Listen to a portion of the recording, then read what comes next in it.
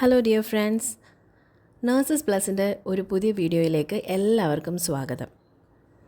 നിങ്ങളെല്ലാവരും അറിഞ്ഞു കാണുമല്ലോ, കേരള PSC പുതിയ നോട്ടിഫിക്കേഷൻ ആരോഗ്യവകുപ്പിലേക്ക് വിളിച്ചിരിക്കുന്ന കാര്യം.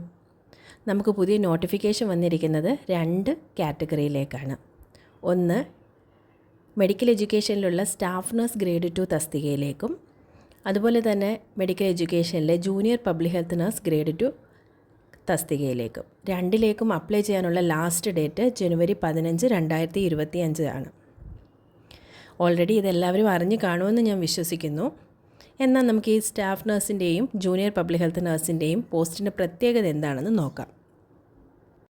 മെഡിക്കൽ എഡ്യൂക്കേഷനിലേക്കുള്ള സ്റ്റാഫ് നഴ്സിൻ്റെ പോസ്റ്റിംഗ് വരുന്നത് കേരളത്തിലെ വിവിധ മെഡിക്കൽ കോളേജുകളിലായിരിക്കും. എന്നിരുന്നാൽ DHSലേക്കുള്ള സ്റ്റാഫ് നഴ്സിൻ്റെ പോസ്റ്റിംഗ് വരുന്നത് ജില്ലാ ആശുപത്രികളിലോ താലൂക്ക് ആശുപത്രികളിലോ CHSകളിലോ PHSകളിലോ ആയിരിക്കും.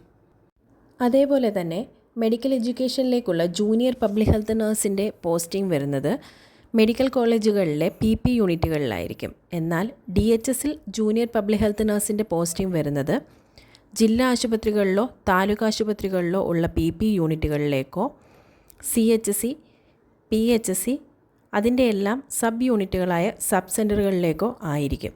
PP യൂണിറ്റുകൾ എന്നാൽ പോസ്റ്റ് പാർട്ടം യൂണിറ്റ് എന്നാണ് അർത്ഥമാക്കുന്നത്. ഗവൺമെൻറ് ഹോസ്പിറ്റലുകളായ മെഡിക്കൽ കോളേജുകൾ, ജില്ലാ ആശുപത്രികൾ, താലൂക്ക് ആശുപത്രികൾ എന്നിവിടങ്ങളിൽ ഡെലിവറി നടക്കുന്ന ഏരിയകളുണ്ട്. അവരെ നമ്മൾ ഡെലിവറി പോയിൻ്റ് എന്നാണ് പറയുന്നത്. ഡെലിവറി പോയിൻ്റുകളിൽ ജനനം നടക്കുന്ന കുട്ടികൾക്ക് വേണ്ടിയിട്ടും അതുപോലെ തന്നെ 15 വയസ്സിൽ താഴെയുള്ള കുട്ടികൾക്ക് വേണ്ടിയിട്ടും അതുപോലെ ഗർഭിണികളായ അമ്മമാർക്ക് വേണ്ടിയിട്ടും കുത്തിവയ്പ്പുകൾ നടത്താനായി ഒരു സ്പെഷ്യൽ യൂണിറ്റ് പ്രവർത്തിക്കുന്നുണ്ട്. അതിനെയാണ് പോസ്റ്റ് പാർട്ടം യൂണിറ്റ് എന്ന് അറിയപ്പെടുന്നത്. DMEയിലെ ജൂനിയർ പബ്ലിക് ഹെൽത്ത് നഴ്സിൻ്റെ പോസ്റ്റിംഗ് ഈ PP യൂണിറ്റുകളിലായിരിക്കും. DHSലെയും DMEയിലെയും ഈ 2 പോസ്റ്റിൻ്റെയും ബേസിക് പേ ഒരേ സ്കെയിൽ തന്നെ ആണെങ്കിൽ പോലും അതിനുശേഷം വരുന്ന അലവൻസുകളായ DA, TA തുടങ്ങിയ അലവൻസുകളിൽ വ്യത്യാസം ഉണ്ടായിരിക്കുന്നതായിരിക്കും. മെഡിക്കൽ കോളേജുകളിൽ വർക്ക് ചെയ്യുന്നവർക്ക് അലവൻസ് എമൗണ്ട് കൂടുതലായിരിക്കും. അതേപോലെ തന്നെ DHSലേക്കുള്ള പോസ്റ്റിംഗ് ജില്ലാതലത്തിലായിരിക്കും നമുക്ക് നടത്തപ്പെടുന്നതെങ്കിൽ DMEയിലേക്കുള്ള പോസ്റ്റിംഗ് നടത്തപ്പെടുന്നത് സ്റ്റേറ്റ് വൈഡ് ആയിട്ടായിരിക്കും. ഈ 2 പോസ്റ്റിലേക്കും അപ്ലൈ ചെയ്യുന്നത് PSCയുടെ തുളസി എന്ന് പറയുന്ന വെബ്സൈറ്റിലൂടെയാണ്. ആദ്യമായി 1 ടൈം രജിസ്ട്രേഷൻ ചെയ്യണം. 1 ടൈം രജിസ്ട്രേഷൻ ചെയ്തിട്ടുള്ളവർക്ക് യൂസർ നെയിമും പാസ്വേഡും കൊടുത്ത് ലോഗിൻ ചെയ്യാവുന്നതാണ്. അതിനുശേഷം നമ്മുടെ കാറ്റഗറി നമ്പർ അടിച്ചു കൊടുത്താൽ നമുക്ക് അവരുടെ നോട്ടിഫിക്കേഷൻ കാണാൻ പറ്റും. അതിൽ നമ്മൾ എലിജിബിലിറ്റി നോക്കുമ്പോൾ നമ്മൾ എലിജിബിൾ ആണോ അല്ലയോ എന്നുള്ളത് കാണാൻ പറ്റും. അതിനുശേഷം നമുക്ക് നോട്ടിഫിക്കേഷൻ അനുസരിച്ച് അപ്ലൈ ചെയ്യാവുന്നതാണ്. സ്റ്റാഫ് നഴ്സ് ഗ്രേഡ് 2വിൻ്റെ ബേസിക് ആയിട്ടുള്ള ക്വാളിഫിക്കേഷൻ ജനറൽ നഴ്സിംഗ് ആൻഡ് മിഡ്വൈഫറിയും കേരള നഴ്സിംഗ് കൗൺസിലിൽ നിന്നുള്ള സർട്ടിഫിക്കറ്റുമാണ് അവർ ചോദിക്കുന്നത്.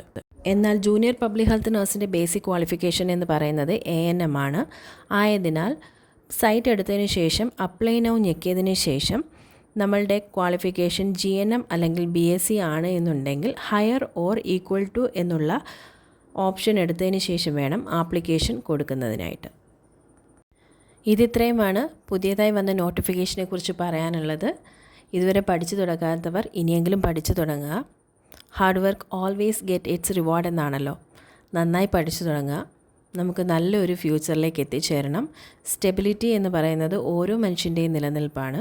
അതിൽ എക്കണോമിക് സ്റ്റെബിലിറ്റിക്ക് അതിൻ്റേതായ പ്രാധാന്യമുണ്ട്. All the very best to all. Thank U.